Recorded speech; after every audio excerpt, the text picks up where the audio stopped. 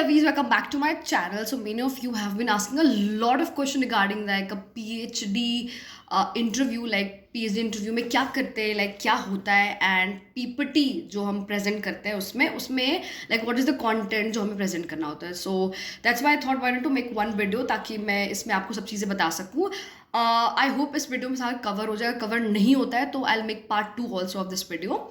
सो सबसे पहले हम बात करते हैं कि लाइक PhD इंटरव्यू के में क्या होता है. सो बेसिकली उसमें आपसे दो चीज़ें मांगी जाती है. आइदर रिसर्च प्रपोजल मांगा जाता है या PPT यानी पावर पॉइंट प्रेजेंटेशन मांगा जाता है. किसी किसी यूनिवर्सिटीज़ में दोनों ही मांगे जाते हैं. लाइक आपको प्रपोजल भी सबमिट करना होता है और उसको प्रेजेंट भी करना होता है. प्रपोजल के लिए मैं अलग एक सेपरेट वीडियो बनाऊंगी अगर आप बोलोगे तो. इस वीडियो में हम सिर्फ PPT की बात करेंगे. तो अगर PPT की बात करें, जो PPT होती है जो आपको प्रेजेंट करनी होती है वो बेसिकली प्रपोजल के ऊपर ही बनी होती है. अगर आपने प्रपोजल पहले बनाया है उस बेस पे PPT बनाना बहुत आसान होता है. बट अगर आपने प्रपोजल नहीं बनाया, सिर्फ आपसे PPT मांगा गया, तो फिर क्या करेंगे.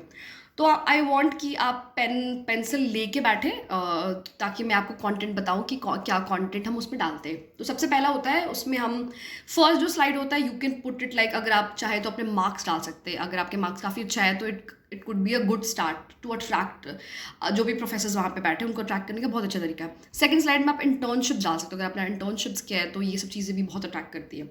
नेक्स्ट स्लाइड की बात करें उसमें आप एरिया ऑफ रिसर्च यानी आपका जो टाइटल है जो आप जिस पे प्रेजेंट कर रहे हो, लाइक जिस पे आप PhD करना चाहते हो वो लिखो. And next is the content. Content में आप कंटेंट की बात करें तो सबसे पहला जो स्लाइड आता है वो आता है इंट्रोडक्शन की, जिसमें आपको इंट्रोड्यूस करना है अपने टॉपिक को. बुलेट पॉइंट्स पे कोशिश करना है कि बुलेट पॉइंट पे रखना, ज़्यादा डिफाइन नहीं करना है PPT में, क्योंकि ज़्यादा फोकस करना है कि आप उसको एक्सप्लेन करो, ना कि सारी चीज़ें आप PPT में लिख दो. उसके बाद नेक्स्ट स्लाइड वो रैशनल बोले या हम रैशनल डाल सकते हो, चाहो तो नहीं भी डाल सकते हो रैशनल, या फिर एम हम बोल सकते हैं. नेक्स्ट हो जाता है ऑब्जेक्टिव, जो कि बहुत इंपॉर्टेंट होता है. ऑब्जेक्टिव पे ही लोग ज़्यादातर फोकस करते हैं. जो भी आपके इंटरव्यूअर होंगे, जो भी प्रोफेसर्स बैठे होंगे, वो आपसे ऑब्जेक्टिव पर ही ज़्यादा फोकस करते, ज़्यादा सवाल वो उससे ही पूछते हैं. उसके बाद आ जाता है मेथोडोलॉजी. ये सेकंड मोस्ट इंपॉर्टेंट होता है. पहला जो इंपॉर्टेंट होता है वो ऑब्जेक्टिव होता है. सेकंड इंपॉर्टेंट होता है वो मेथोडोलॉजी होता है. वो उनको जानना होता है कि आपकी मेथोडोलॉजी क्या है. जो भी आप अचीव करना चाहते हो वो किस प्रोसेस के थ्रू, किस मेथोडोलॉजी के थ्रू आप वो अचीव करना चाहते हो. नेक्स्ट आ जाता है की फाइंडिंग्स. जो आपकी की फाइंडिंग्स है, आप क्या फाइंड आउट करना चाह रहे हो, ये इसको आप 2 स्लाइड्स में एक्सप्लेन कर सकते हो, ज़्यादा बेटर होगा. 2-3 जो भी रहेगा, कोशिश करना है कि ये भी आप सारी जो PPT है वो बुलेट पॉइंट्स में ही होनी चाहिए. ज़्यादा लाइक मेसी PPT को ना बनाए, क्योंकि फोकस आपको एक्सप्लेन में करना है. एंड उसके बाद आप एक रेफरेंसेस का स्लाइड ज़रूर डालें. Please don't forget to put that. क्यों रेफरेंसेस भी बहुत ज़रूरी होते हैं, क्योंकि जो प्रोफेसर्स है वो रेफरेंसेस देखते हैं कि हाँ बच्चे ने कौन से बुक्स पढ़े हैं, कौन से लाइक रिसर्च पेपर्स पढ़े हैं, कहाँ से रेफरेंस लिया है उन्हें, ये बहुत ज़रूरी होता है. And the last one is thank you का स्लाइड.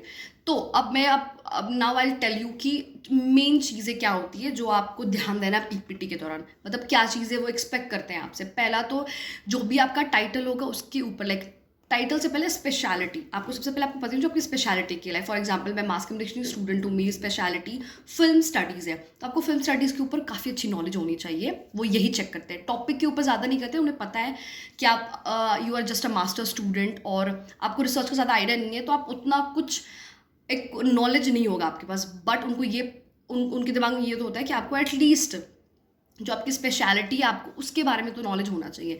तो जो आपकी स्पेशलिटी लाइक फिल्म स्टडी का स्पेशलिटी, आपको उसके बारे में बैकग्राउंड नॉलेज ज़रूर होना चाहिए.